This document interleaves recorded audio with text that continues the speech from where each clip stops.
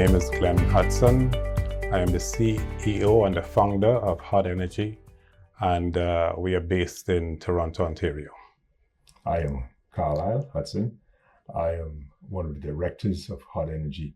I'm also a process engineer. HUD Energy started in Ontario, Canada, about 16 years ago. We specialize in solar energy. We decided to start HUD Energy when we realized that the energy costs of gas, oil continue to rise in Ontario, and it was a good opportunity for us to branch into energy consumption where we can give back to the community and give back to homeowners and businesses. So the MOU that we signed with Grenada is it's one that will leave a legacy for the island of Grenada and also for the people who are living on Grenada. The MOU is for us to do a feasibility study. Out of that feasibility study, we'll be able to ascertain the amount of tires and e-waste that is being produced by Grenadians. What we will eventually do is to build a plant that will be able to facilitate recycling of those tires and processing of the e-waste. It was very easy. My roots are in Grenada. I always wanted to give back to where my roots are from. So when I first started off in this venture and I went abroad to study, I decided that I will spend 5 years in North America and I'll return to the islands to give back what I have learned. Also to add to that, we look at the Grenada economy and we see that it's a stable economy. We don't want to establish a place where there's an unstable economy. We see the economy here is very stable. We see also too that the steps that the Grenada Solid Waste Management Authority has taken, and we think this is a good venture, a good fit, where we fit into the views and the long-term ideas. You will have to keep this economy green and make this place, make a circular economy where we take our waste and we use it, make it into valuable material that can be used for other projects. Why choose car tires? Well, it has value in it. A tire is made up of 3 components. It's made up of chrome rubber, it's made up of steel, and it's made up of fiber. And we have decided, and this is a process that has been done many times before, and we have decided, look, we can bring this process that have been done in North America, we can bring it to Grenada, we can manufacture the end of the lifespan of the tire, we can take that and do a manufacturing process with it. One of the major problems that we are having in society, in the world today, is where we are producing a lot of waste, but we are not managing it properly. So we decided, look, we can bring a value to what we are doing. And the value is in your cell phone or in anybody's cell phone, in that camera there that is recording me right now, there's electronic components. Those electronic components has value to it.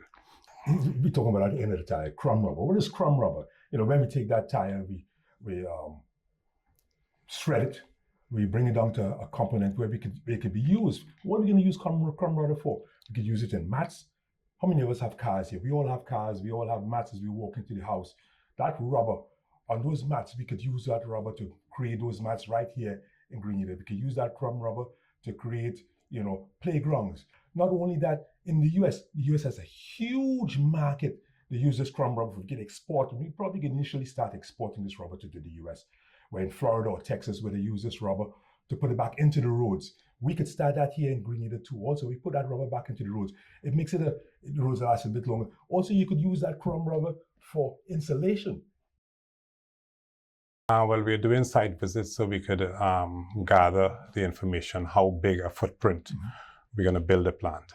And what we're trying to achieve is government support, where we work with the government to build the first ever recycling plant in Grenada that will be run solely with solar power and bio-waste energy.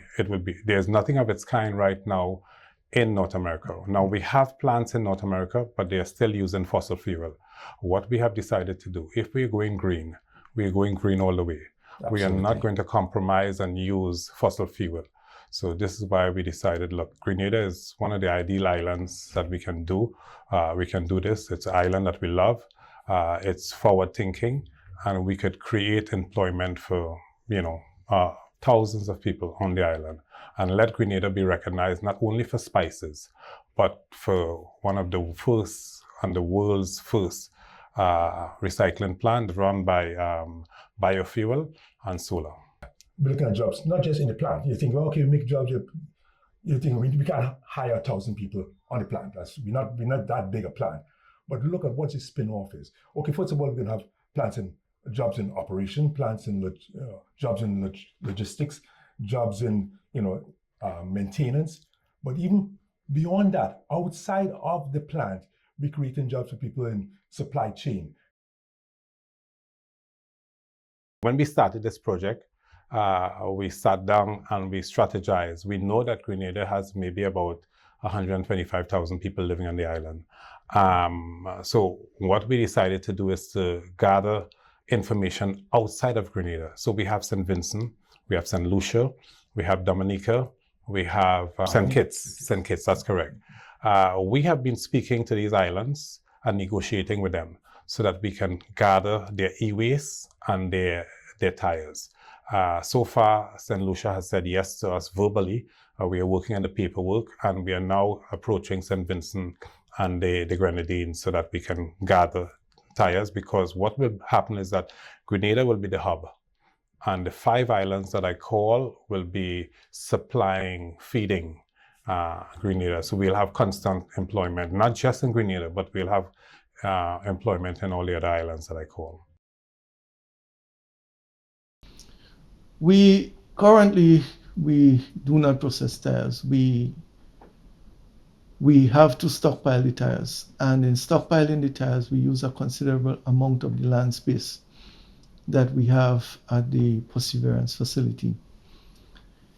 Besides the use of the land space, the stockpile of tires is posing a risk to us, both in terms of health, with regards to we have to collaborate with the Environmental Health Department of the Ministry of Health to constantly treat the tires for the mosquito vector, and to keep the population of the mosquito down.